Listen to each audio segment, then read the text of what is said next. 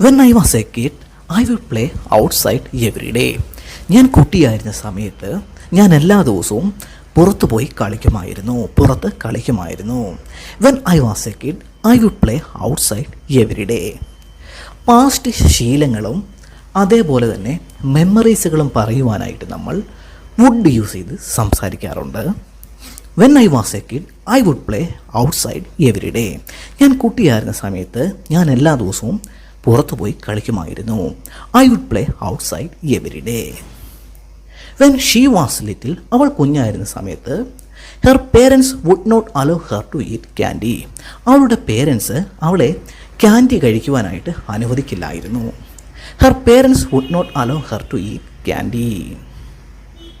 Every summer we'd go to the seaside. എല്ലാ സമ്മറിലും ഞങ്ങൾ see സൈഡിൽ പോകുമായിരുന്നു. പാസ്റ്റിലെ ഞങ്ങളുടെ ശീലമാണ്